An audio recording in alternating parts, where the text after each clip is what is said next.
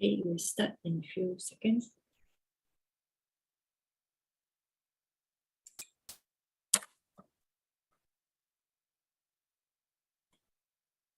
Okay, let us start now. Good evening and warm welcome to Brother Joe and brothers and sisters around the globe to this heartwarming session with Brother Joe. Before we start, let us invite Brother Joe to lead us in paying homage to the Triple Gems.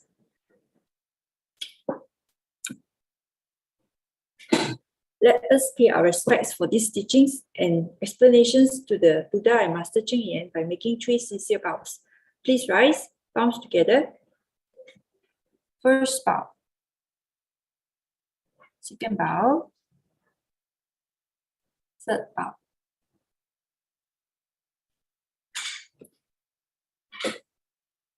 Okay. Today we have Sister Stephanie, Sister Riani, and Professor Lucy, who will be sharing with us on the refugee relief. Yeah, let us hand over to Sister Stephanie. Sister Stephanie, over to you, Kak En.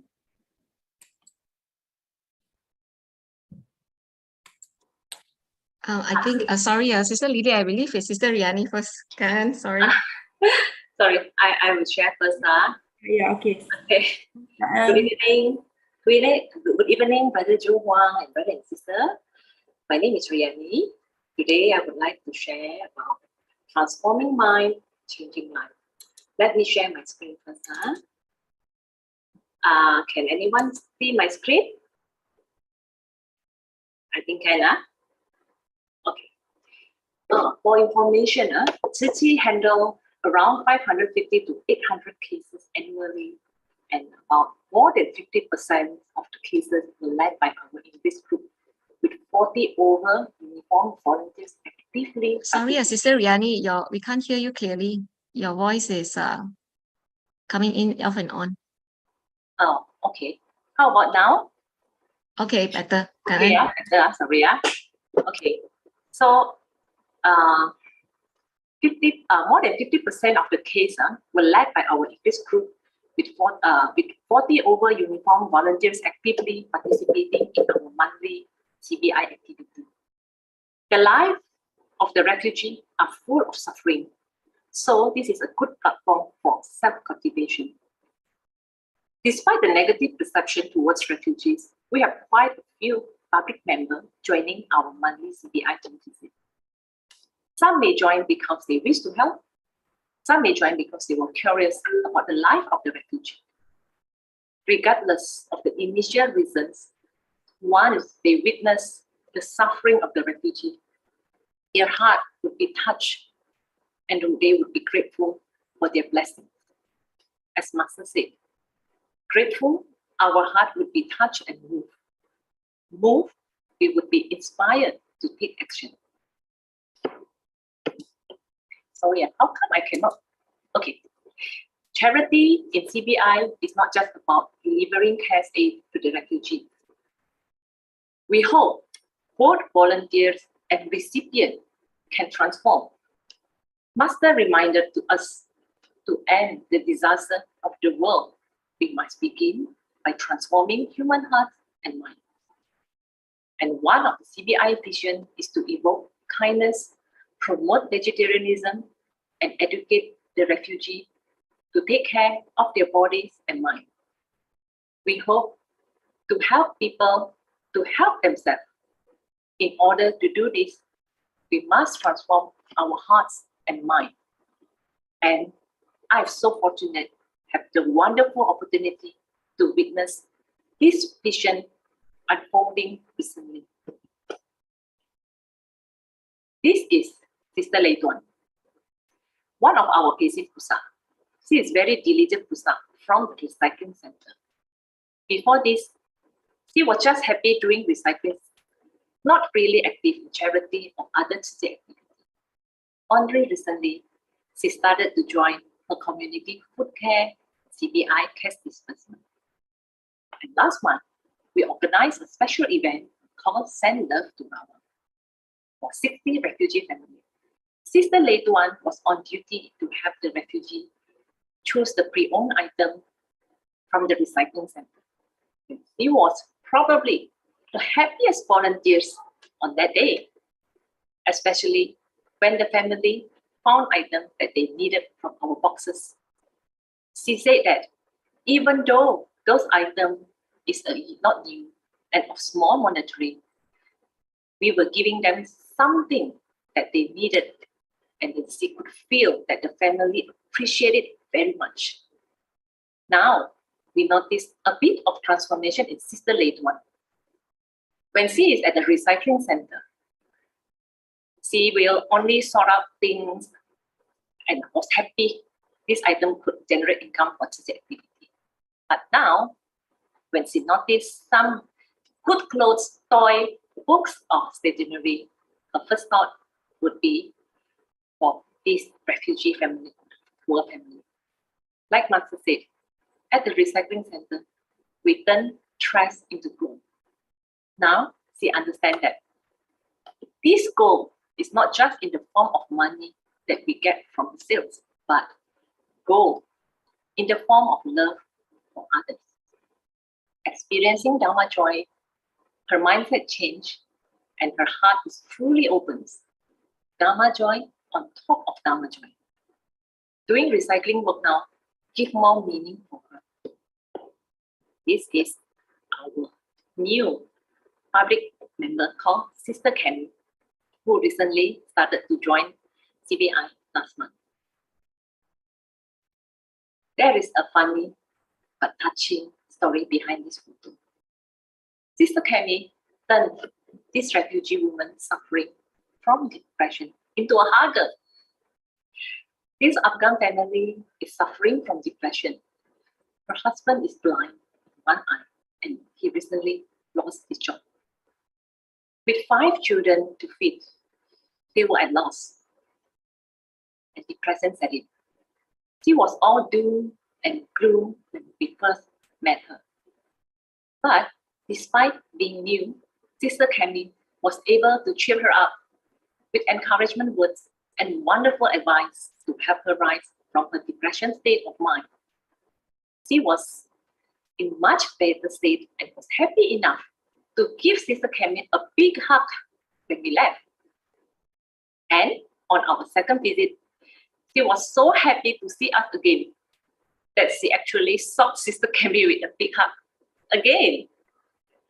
She was so joyful this time, and she said she felt much better after following Sister Cammy's advice to do the physical exercise and go out the house instead of kept herself at home.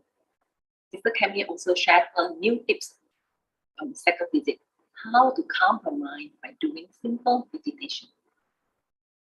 Living in anxiety, fear, and sometimes hostility, I believe she could feel our love and sincerity and trust to see like a family. This is another family. This Afghan man was a happy man a few years ago. He had a respectable job until he lost it after an incident which landed him in the police lockup. His case is still ongoing, so I will not be able to talk about it. But anyway, he was very depressed and embarrassed by the incident, and it took a toll on him. Sister Cammy used her professional experience to advise him. There are some things that are beyond our control, and worrying about it will just cloud our mind.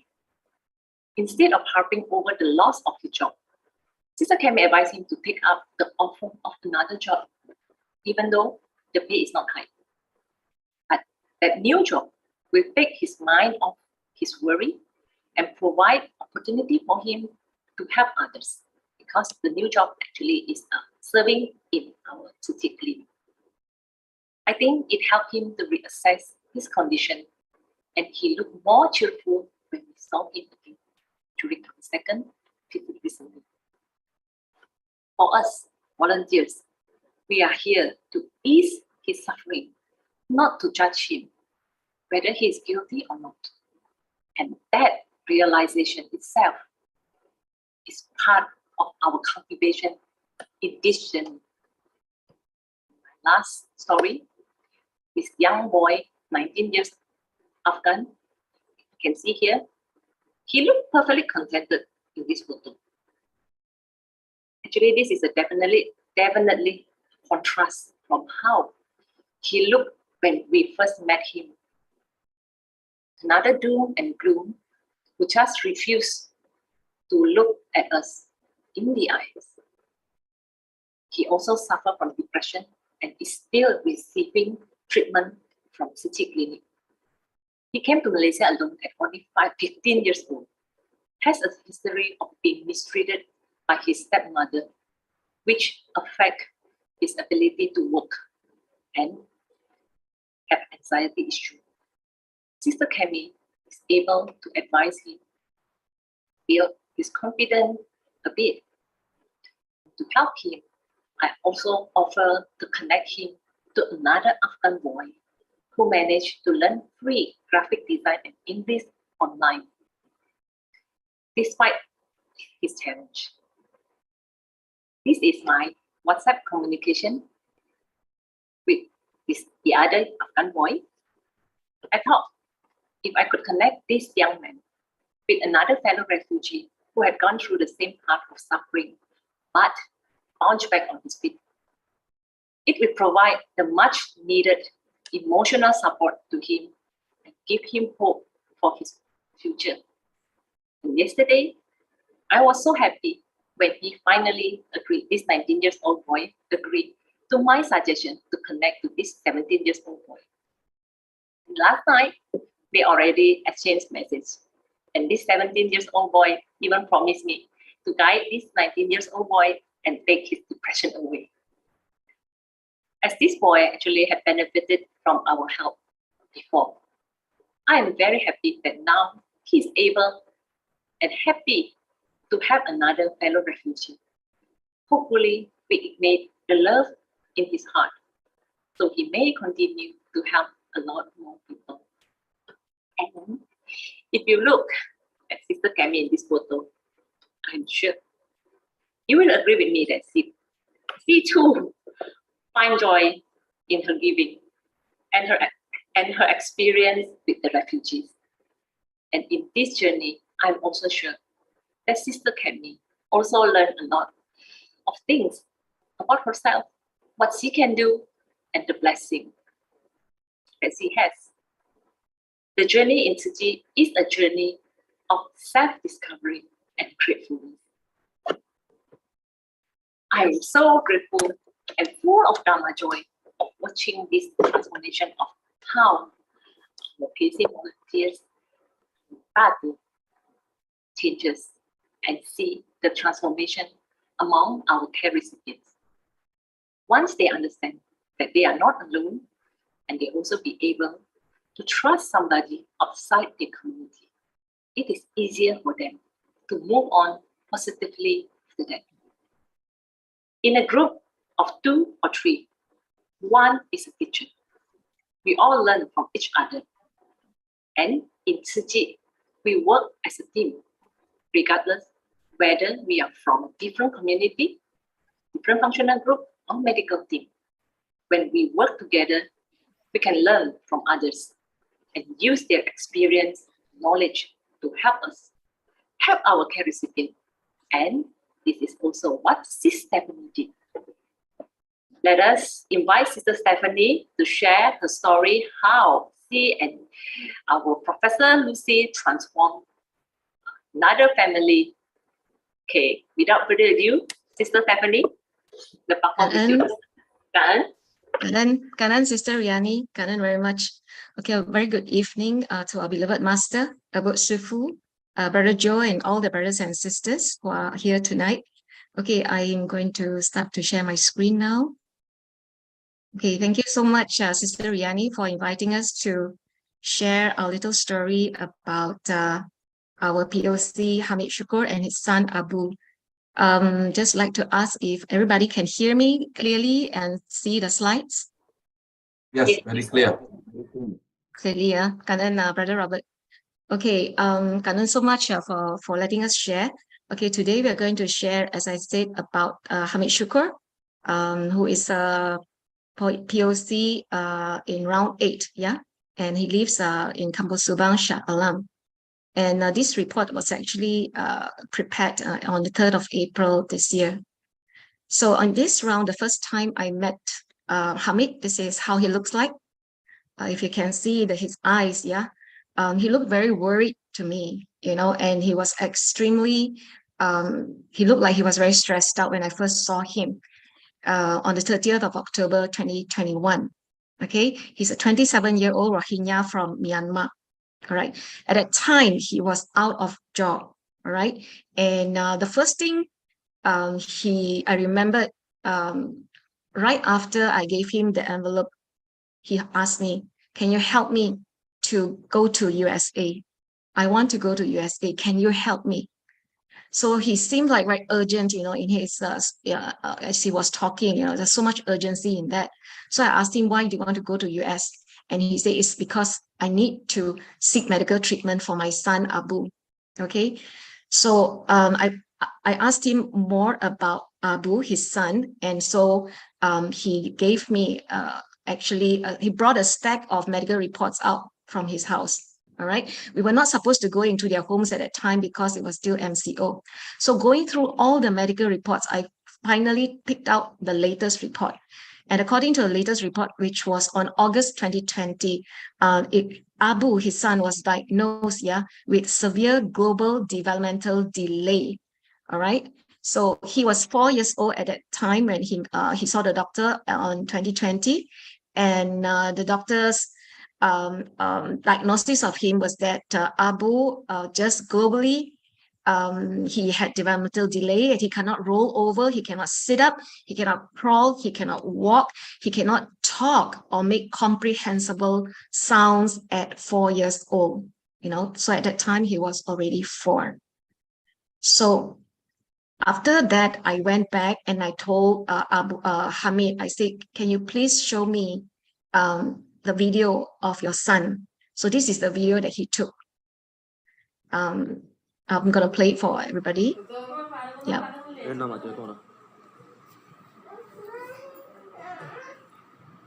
So this is how Abu is. Throughout the day, he will just be lying down on the floor like that. Okay. And if you can see clearly, he's clearly a bit on the obese side. Okay. And that's all the noises he makes. He can't call Papa or Mama. You know, he just make voices like that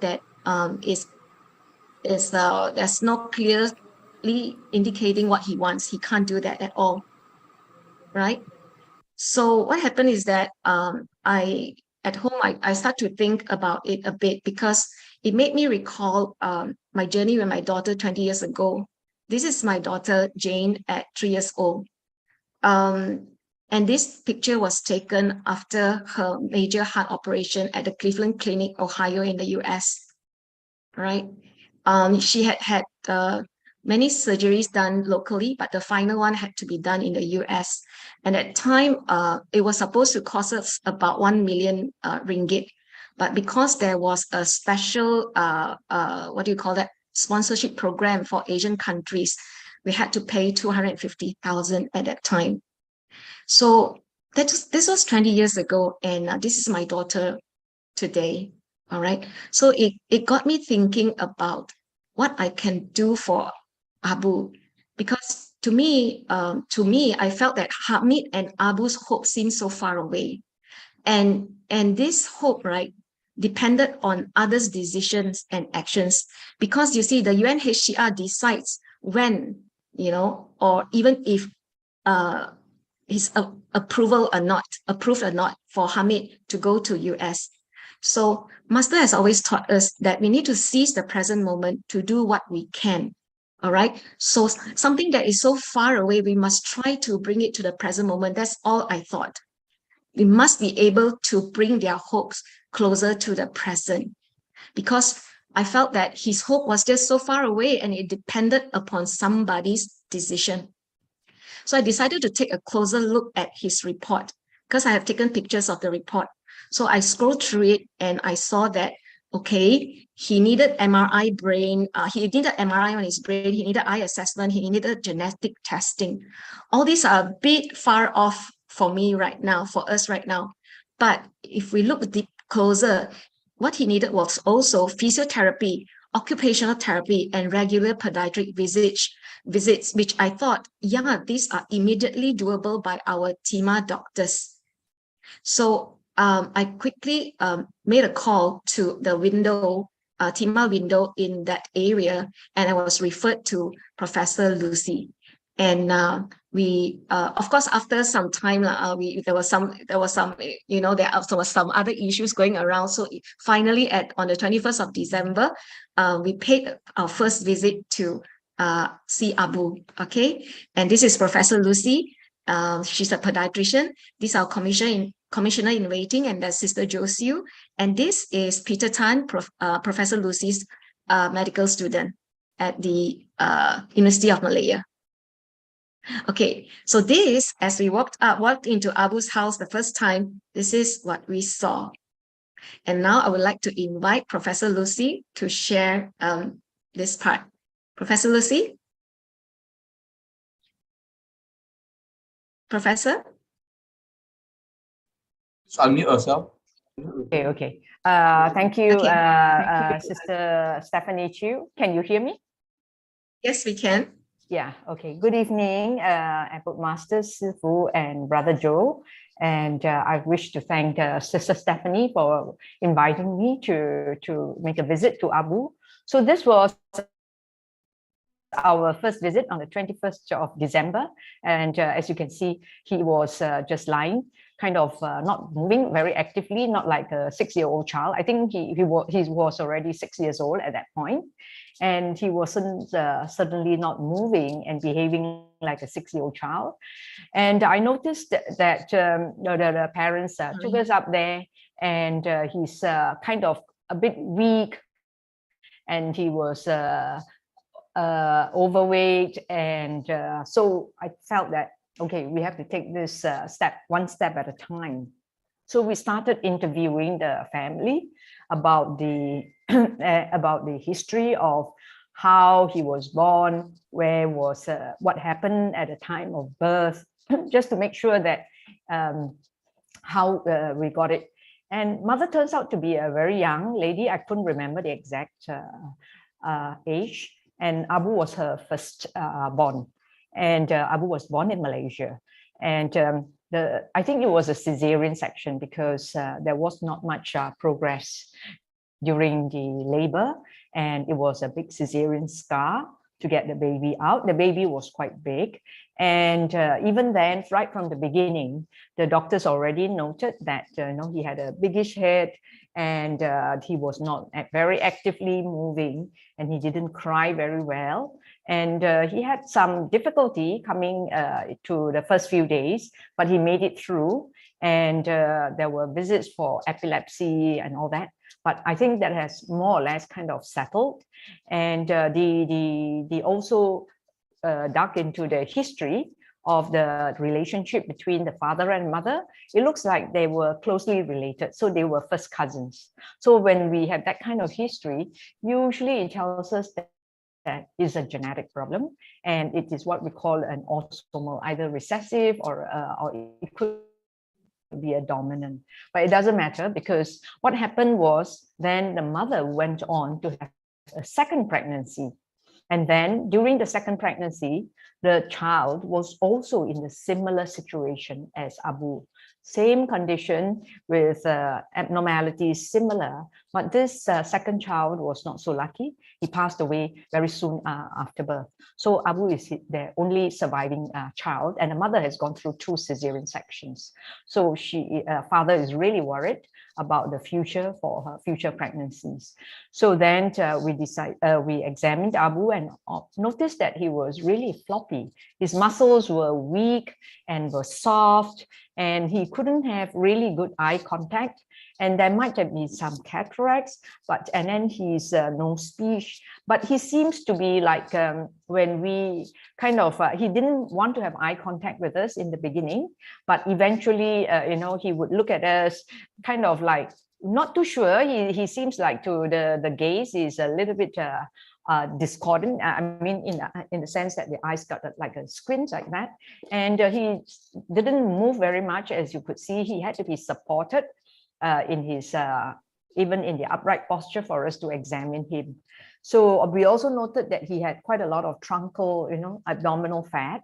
So then we decided to dig a little bit into the history. I was wondering whether this is part of the whole syndrome, or is it something that we could modify. So when we dug into the history, so maybe you could go on to the next slide, sister.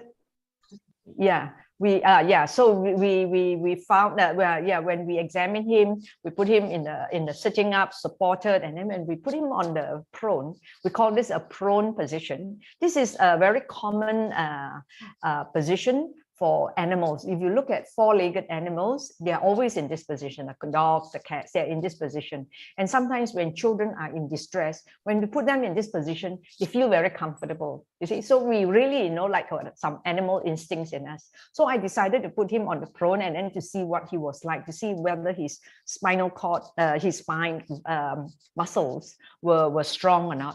And it turned out that he was quite weak. You can see he could hardly lift his head at this point. You see, so I decided then to start off that maybe we need to start off with in getting from a horizontal position into a vertical position. It's important to get the head control, what we call neck control, head control, right? Because the head is our heaviest part of the body and it's at the highest part, so it affects our center of gravity if the head moves. See, so if the neck is not strong, then there is no way we can be stable in an upright position. So we decided to work on the neck muscles and the trunk muscles. The trunk, the vertebral column, is like our what we call the ibu tiang, the main pole in the house, which is our body, and that has to be strong before we could even think about sitting or walking or crawling. So those muscles got to be strengthened right from the beginning. So we started off with that, and I found him really quite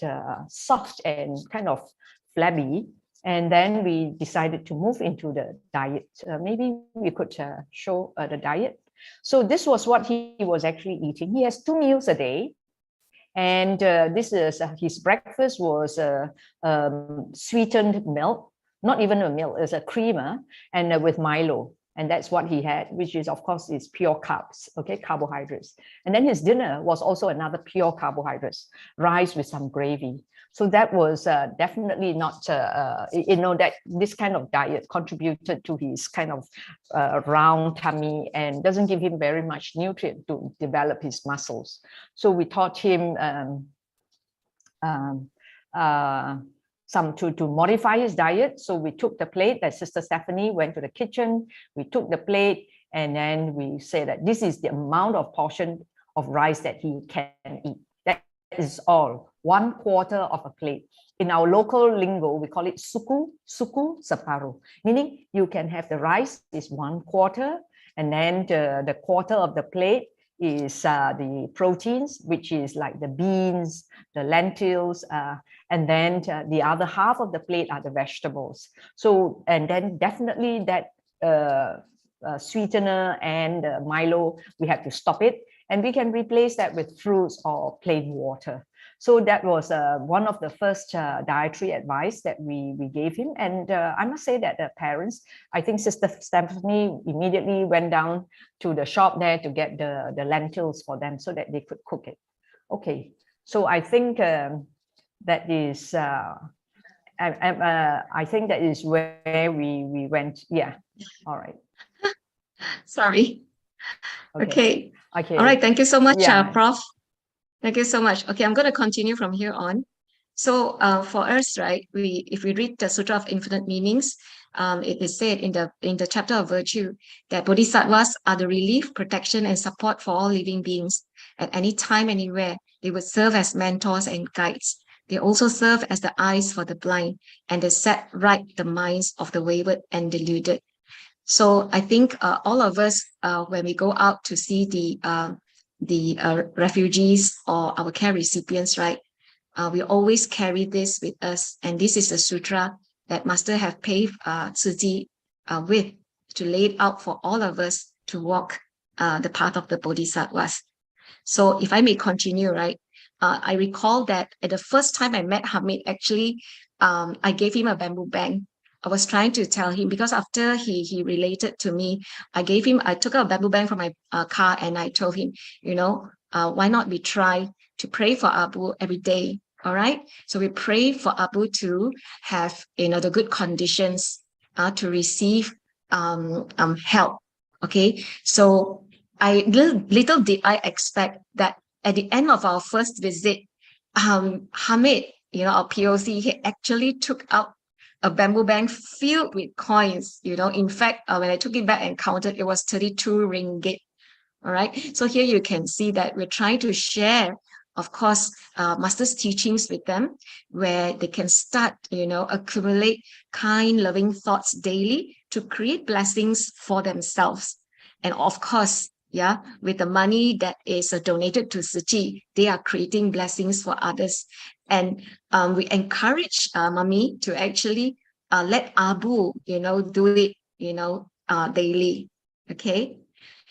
And thereafter, about 3 months later, okay, we went on a second home visit. And this time we invited our GNC volunteer, Sister Susan, to come with us. And, as we walk up the stairs and when we enter their home, this really amazed all of us. If you can see here, Abu is sitting upright, waiting for us. And if you can see the smile of pride on his mother's face, to us, this was the most precious. I will never forget this moment, because it was so different from the first time we saw him. And if you can look at Abu just 3 months later, his body is slimmer. He is definitely firmer, and he's sitting with eye contact looking at us. So I would like to play this video to let you all have a look. He can sit up, and when we call him, he can actually respond. Though he's not sitting by himself in a way that he's supporting his body to be upright with his hands, he's actually a very clever boy. So the child now can sit and can lift the head up. Yeah. Compared to 3 months ago. Yeah. So he's before this. So definitely he's more alert and more responsive now. So this is truly a surprise for all of us, in fact. And I would like to now invite Professor Lucy again to continue with her sharing. Professor? Yeah. Okay, thanks. So this is before and after. Yeah, we were a bit taken aback. We didn't expect the change in him, and of course, parents mother has been working really hard on that. So this was the before on the left-hand side, the picture where he couldn't even lift his head, and 3 months later, you can see that his neck and his chest is already off the couch. He's still supporting himself, but you can see that his neck muscles are stronger already, so he's coming off. So I showed them more muscle exercises, you see. So the back muscles are strong. So now we need to get the front muscles strong, so that his muscle tone is balanced, not just the back strong, but the front muscles of the neck are also strong. So I taught the mother how to do certain exercises to strengthen, to help the muscles to strengthen. We sometimes with children and with those with genetic conditions, we don't know whether they are going to improve or not. But the only way to know is to do it first. Do it, and then we see the results. And then only we will know, oh, yeah, it works. Maybe like Sangha says, you really need to do it. You do it, and then, just do it. And then, so like, you just do it, and then you see, mother also have faith in our advice. Sometimes we give them the advice, but they don't want to do the homework. So there is not very much we can do. But if the parents follow up, like in this family, then you can see that even as I was pulling him up slowly, the neck is not falling back anymore. You see, slowly he's gaining control of his neck, meaning that the front muscles of the neck the strength will come if we keep doing it. So with children, I think it's very hard to give up, because you can see here, even after 6 years of not being able to sit up and just rolling around the house, being horizontal, within 3 months, oh wow, it is quite a feat for him to be able to gain some sense of muscle strength and neck control, which means that the brain is really forming. So it hasn't been forming for the last many years. Now, once you stimulate the child, and then we also taught the parents how to do the stimulation, so the child then starts to have more eye contact. Even like when we talk, she will look and then follow our voice. He will look towards the voice. He will look here. So he's more engaged now in his with his environment. So really, it is quite amazing. The human brain, especially in a child, there is so much we can do for them. Yeah. That's right. So we fine-tune the physiotherapy basically, or even though I'm not trained to be a physiotherapy, but somehow, you just have an instinct, just go by instinct and see. Yeah. So we got them to check on, we checked on the diet, and it was really quite amazing. The mother has really listened to what we have told her. No more sugar, no more Milo, and she has actually moved on to eating, feeding the boy rice with dal. And you can see that here, you can see that there is a lot of lentils in the house. And these are proteins that are important for the child's brain development, as well as, of course, for humans. These are human adults is very, very important. But for children, not eating plant proteins is a major, major disadvantage. Okay, so what is coming up next? Yeah. So there was a very, very, we were very happy the second time round, even though we didn't expect it to be so.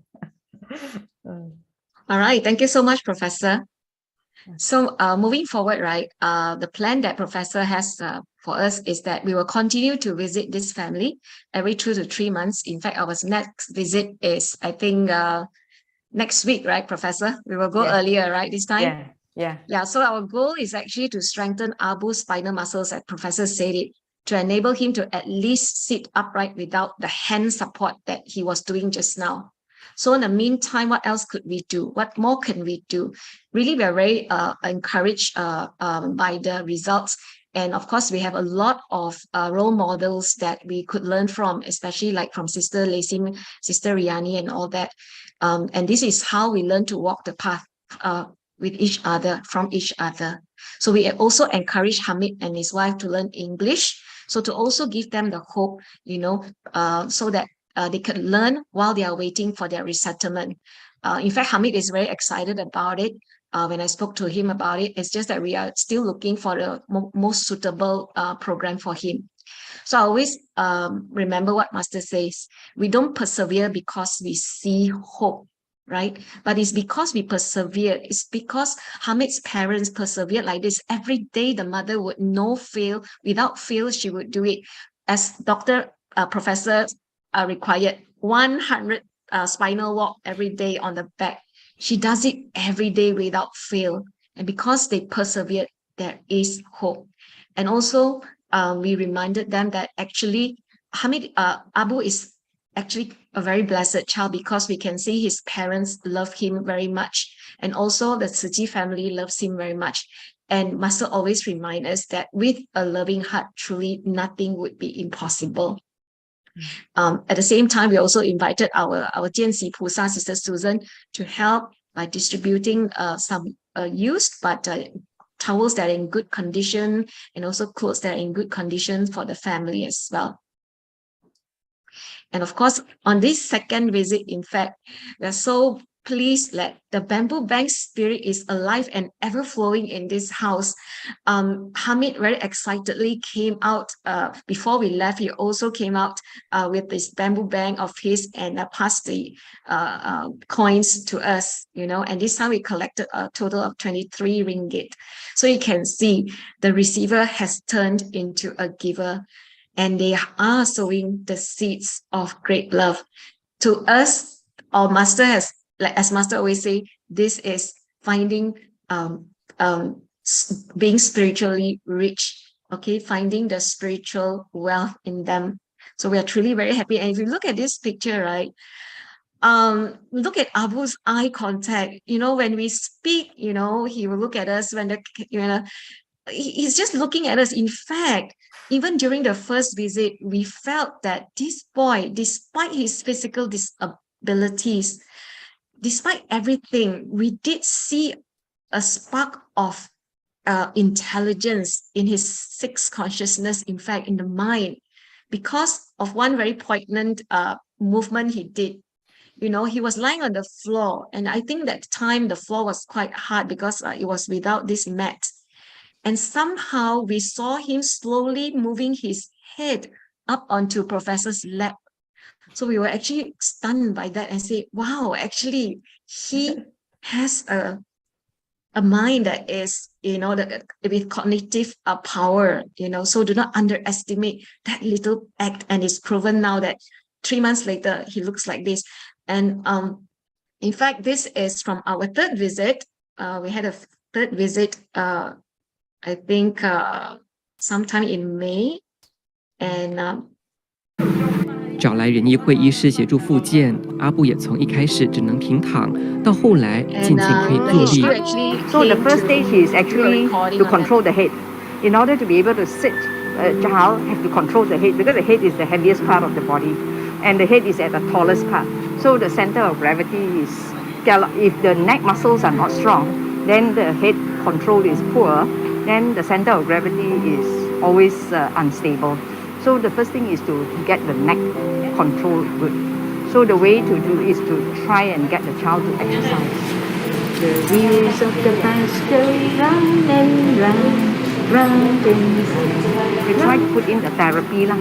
Like he can hear, so we put in the music, so that then we try and do things so that we can get the rhythm. So we try to stimulate his brain in various ways. One is the touch, and the touch therapy is very important. And then it has to be rhythmic as well. 结合慈善与医疗，爱的力量改变难民家庭。哈密也从手心向上到手心向下，转贫为富。麦代黄兆峰、林彦君，吉隆坡报道。So you all can see the smile now on Hamid's face and his wife as well. So truly, as a master taught us, right? We as living bodhisattvas, we are the friends of all living beings, right? We are their friend, their true friend. We can be their mentor and we can be their guide. And we also enable them to cultivate great fields of blessings. As you can see just now, Hamid himself has now become a giver, sowing the seeds of love. And without being asked, we offer guidance to living beings. And we will always be living beings' place of security and happiness. So with that, we'd like to end our sharing tonight. Thank you so much for your kind attention, Brother Joe. We'd like to invite Brother Joe to give us his comment. Cảm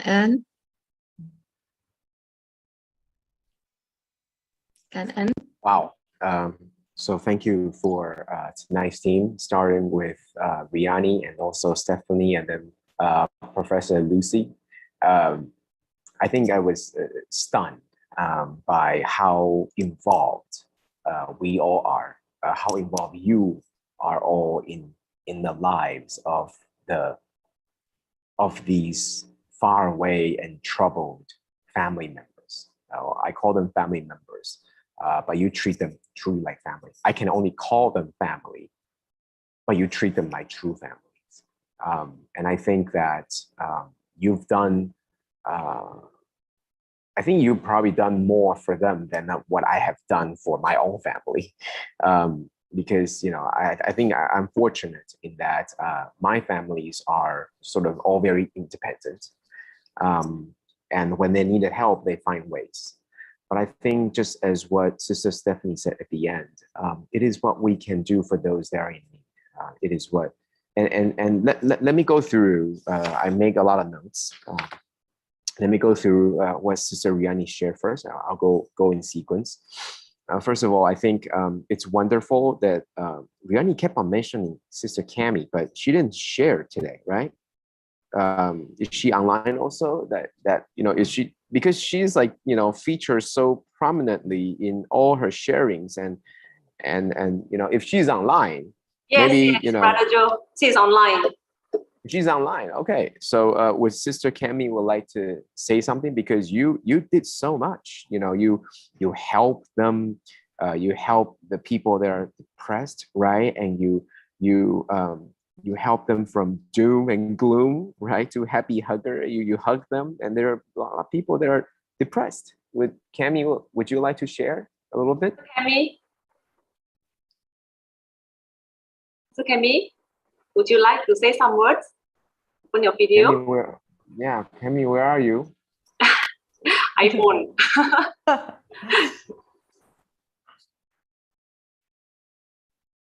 Mr. Cami? Maybe can give her a call and see. Okay. Yeah, give her a call. Yeah, give her a call. Yeah.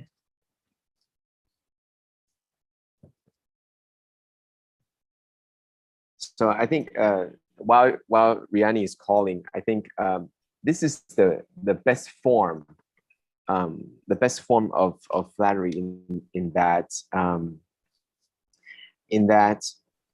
you're right there, and I am not afraid of saying all the things that what you have done, and sharing to other people, praising. I think it shows a lot about the team, and it shows a lot about how you've worked with each other, and how you value each other's input and assistance, and also the strength that you both have. And then I also heard about, I think it was Sister Lei Duan, when she was doing recycling, and then realized that out of her recycling that she was able to give, even all those things are just recyclable, was able to give the people that what they needed. I think that was wonderful. And yeah, so I think a lot to do from Sister Riani's sharing was transforming the mind, because a lot of times it's not the actual physical wealth. People are depressed, and for whatever reason, and to be able to open their minds up and to slowly transform. I always believe this. Master wants us to transform. Master wants us to purify, to cleanse, to purify the minds.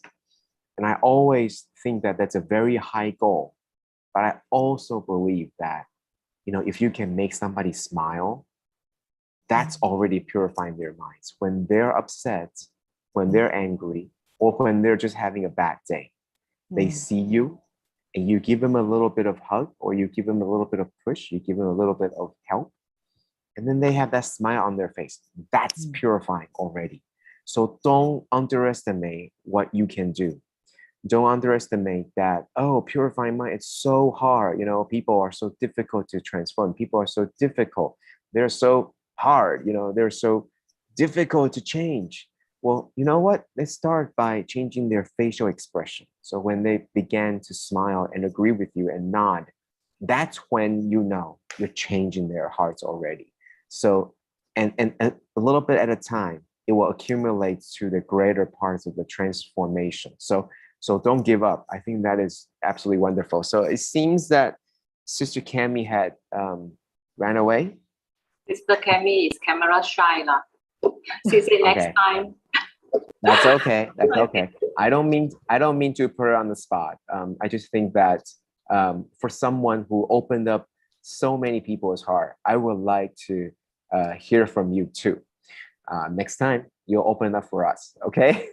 We'll wait for next time. Okay, and now moving on to, as I mentioned before, I think sometimes we are not powerful enough to really help someone with psychological depression. We're not trained. I think it's wonderful to have Professor Lucy or Dr. Lucy or someone who is trained. I mean, we don't have that all the time. But when you're able to just take, slowly pry open a little bit, and we can do that a little bit. And maybe when that happens, the little sun that goes through and then changes them a little bit so that they're not so sad and then they begin to smile. I think that's what we can do. And then let's start with that. Let's start with that. And maybe that they will be able to seek help. And maybe we'll be able to bring help to them. But we can do what we can. And I think that was wonderful. Thanks to you, Sister Riani, and also Cami, to be able to do this, because I think the hardest thing is when you're closed in the heart and you feel that there's no outlet, you feel that there's no other road when the road is right there, or you feel that there's no other way when the way is right there, and people around you all shouting at you and say, look, there's a road right there, and you don't see it, and to you everything is gloomy, everything is dark, there's no hope. That is very terrifying state. And to be able to have someone who is able to just shine a little bit light on that so that they are willing to take a little bit step forward, I think you guys are doing great work. So thank you all. Moving on to Sister Stephanie and also Professor Lucy, I think the story with Hamid and Abu was really hardening. I really liked what Sister Stephanie said. I look at myself, and if it were me, I don't know if I would be able to do the same. But you did that, and you show me that there is some way. So you look at the diagnosis report. You're not a medical professional, but you looked at it and you go like, what's out of all this? What are the things that I can do? I think this is amazing. You apply Master's teaching better than what I could ever have done. You ask yourself what I can do to seize this moment, because the hope seems so far away. And even Hamid himself believed that the only way to help was go to the USA. And you too, out of all the people, you, Stephanie, knew that. You also were part of the beneficiary of going to the USA and getting that. So you know he was right. You know that maybe there has the best chance. But you also didn't stop there. And I think that was amazing. I mean, you knew that he was right because out of what you have gone through. You mentioned that was 20 years ago, right? 20 years ago. I was thinking 20 years ago, maybe I was still there. I had a close friend who was in Cleveland, and she was in Case Western as a medical student back then, 20 years ago, I think. Yeah, 20 years ago, that would be 2000. Yeah, right. So yeah. And I didn't know you. I didn't know if you were Tzu Chi at the time, but we were already doing Tzu Chi in no, not yet. Okay, we were doing in the it was a Chicago branch, and Cleveland, Ohio was part of that. And I knew when you mentioned Cleveland Clinic, yeah, it's the top. It's the world's best children's hospital. And so, I think you're blessed. Okay, so your daughter, Mei Jan, and was blessed, and I think a lot of it had to do with your will, your willingness, and maybe you knew, or maybe somehow the fate has it that knew that you were going to now help other people, and even though you cannot bring them to the U.S. or not yet, okay, not yet. But you're able to help them. You give them so much hope, so that, and I look at their mother, and Professor Lucy was right. That when whether she was talking in the video or she was just sharing right now, I mean, you could just feel the abundance of wisdom. Like she was talking about the neck, she was talking about the spine, she was talking about the head being the heaviest part. Like the professor and everybody. I just had my ears perked up, and I was like, oh my goodness, this lady is speaking with such authority, and everything that she said just oozes wisdom. There's just wisdom oozes out of everything that she's talking about. And I could imagine that when Hamid and his wife, when they heard Professor Lucy, whether they knew that her background or not, there's so much confidence that people are willing to believe you, and people are willing to accept your honest and very real assessment. And that's how this was able to have this being so successful so far. I'm sure that you're having the second and third and future treatments. But I think that being there, you're sort of, you mentioned that bringing hope closer and having the right people, the team, and also being able to immediately doing something for them, because the hope is so far away. But what I can do is I can do the intermediary. I think that was wonderful. And then the wonderful thing is that I made special notes about the 1/4 rice and the 1/4 protein and the 1/2 veggie. And I cannot believe that the mother and the father, that I don't know if it's they don't know or they really believe that feeding Abu with the sweetener and also Milo was good. Did they really believe that was good, or did they feed him that because he likes it? To them, Milo is the best. To them, Yes. Milo is the best. To a lot of the Milo is- advertisement is very powerful. There is an advertisement that says, what is that? Minum Milo jadi kuat or kuat and sehat or something like that, isn't it? Yeah. So you become strong and healthy. Yeah, strong and healthy. If you want to be strong and healthy, you must drink Milo. But it's the worst. But drink. what about the sweetener? They don't think it's sweet enough. Yeah, they want to make it. They probably wanted Abu to drink more. So that is possibly the sweeter. financial side. Financially, they can't afford the milk powder actually. So they couldn't really afford the milk powder. So it's a choice between the Milo and the milk powder. Oh no. Okay. Yeah. So see, you guys know this, and you guys right away did the best you could do, which is let me help you with the physical therapy, because Stephanie saw that, right? So the physical therapy, occupational therapy, and whatever, and then you saw the diet, and then right away, like the rice and gravy. My goodness, and thank you guys, did all the best. Look at 3 months, and amazing. How, but however, I would like to say that perhaps in the future months, the success isn't going to be coming as easily, right? Because perhaps the first step out of the ditch is easier. The first step is, and then eventually it's going to be a steeper climb. And one of the things is, as Hamid and also his wife is growing trust on you, I think one of the things that Stephanie did was, and I think on the very first day, there's already bamboo bank, right? You already share with them that, hey, let's not just think about Abu, right? We're doing everything we can, and you can do something too. I think that was just, and he is willing. I mean, he is already believing, and so let's do our best to connect them to further help Professor Lucy continuing and whatever that might be coming next. I don't know how far away US is going to be, or even if it's possible.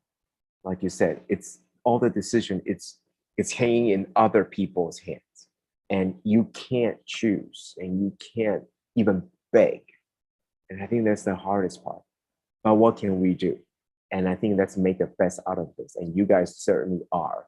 And I think the fate could be, the life and the destiny or the karma is definitely changing. With all of us praying, I think something is changing. It's changing slowly. And I think that, amazing. People have living bodhisattvas like you to be with them. I feel so proud that you guys are doing this. And Master didn't say do this, do that, do that. Master just gave you direction and everything to you. That teaching all right away seems so clear that it's a path. It's something that you should do. And I could not understand that. So this is what when I was growing up, when I went to the US and when I had language problem, because we had to learn English at first, I've always thought that, one day, the mind would be like a translator. So I would think in Chinese, and then it would come out. I had to translate them and it would come out in English. And that's how I thought it was going to be. And then when I grew accustomed and learned the language and become almost having English becoming my first language, it doesn't work like that. It doesn't work like that. And I think this is the same thing with Dharma. A lot of people think that when you read the sutra or when you listen to master's teaching, you have to actively transform that into something you can do. But I think with you, with all of you, what you're working, when you see these people, when you see Hamid, when you see Abu, when you see all this, the people that we're helping, and Riani and also Cami, seeing all this, the POCs and all the people you're helping, it's not even translating. Like, you just know what you need to do. Just like language, you're not thinking in Chinese and then speaking. You're not thinking in master's teaching and then I'm doing something. No, it comes natural. And I think that's when you know the Dharma is in your bloodstream, right? It's like the oxygen is already in. You're not thinking about, I'm actively changing oxygen into, like the red blood cells and the hemoglobins. You're not thinking about that. You don't have to think about that. It's already natural. And I think that's why Master calls 法入心. It's natural. And I think you guys are doing just that. So thank you so much. And I really always think that there's a translation needed. And to you, it doesn't. When you read the diagnosis report, you're looking for clues. You're looking for hope. And you found them and you gave them that hope. So wonderful story. Thank you so much. And let's pray that Abu has a very good future. And I think with your help and prayer, I think it's very possible. So thank you. Thank you both thank you all for the wonderful stories tonight. Thank you. Brother Joe. Thank you. And all the brothers and sisters. Thank you. And Sister Riani for letting us share. I forget to give credit to Sister GT Ong to help me to prepare this wonderful PPT and the script. Or else I cannot share it well. And Sister GT Ong. Okay, I think we pass the platform back to Sister Su Ching, is that? Sister Su Ching. Wow, great rejoicing. I'm sure everyone listening to tonight's session, wow, truly must be overwhelmed, and we have learned so much. Indeed, our Brother Joe. Imagine all of us are listening to all these stories. There are still a lot more queuing out. So we will have a lot of more wonderful stories just like today. I'm very grateful to the sisters, to the brothers and sisters for walking this path and showing us the way. Yeah, like sisters, see even the newcomer, Sister Cami can do so much. So for us, we are also very touched and learn from her how we can care for those with depression. And Sister Stephanie, because of that, I think nowadays when we walk into the home visits, refugees, looking at the medical report, even though last time I also used to think maybe I don't really know how to understand it, but like Sister Stephanie, there are certain parts of what we can do, those little parts never underestimate. And we are very grateful because we have this strong team by Prof. Lucy and Kaan, everyone. Okay, tomorrow, do tune in for tomorrow, because tomorrow we also have Sister Stephanie with a powerful sharing, and with Sister Moon and Brother Joe as well. Okay, maybe do we want to take a group picture as we end the session tonight? And everyone for the wonderful session. Oh, Sister Cami, I know the iPhone sister. She also joined us in Boxun Pasia. Okay, maybe who knows, one of these days, Brother Robert catch Sister Cami during the Boxun Pasia and invite her to share as well. Okay, we also have Brother Chin logging in from UK. Brother Chin all the way from London, right? Still in London. Yeah. And Sister Supin. Sister Supin also. Okay, cảm ơn. Okay, cảm ơn everyone. Okay, thank you. Thank you to our wonderful teams of sharers, Sister Riani, of course, Sister Cami behind the scene, Sister GT for helping to prepare the PowerPoint, of course, our wonderful Sister Stephanie and Prof. Lucy. Cảm ơn. Okay, cảm ơn, of course, to our dearest brother Joe for always supporting us and guiding us on this path. Cảm ơn, brothers and sisters, for your presence. That is a great support to everyone, to all of us. Hope that each of us could sustain this Dharma joy and take in another piece of Sangren and Hualien love to our life.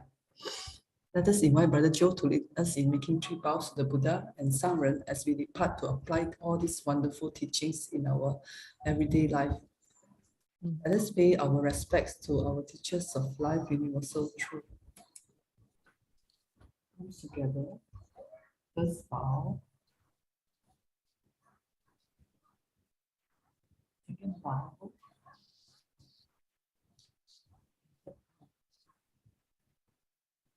Okay, can everyone take good care. Stay safe. See everyone tomorrow. Cảm ơn, good night, bye bye, take care. Bye bye. Thank you, bye bye, cảm ơn. Okay, bye bye.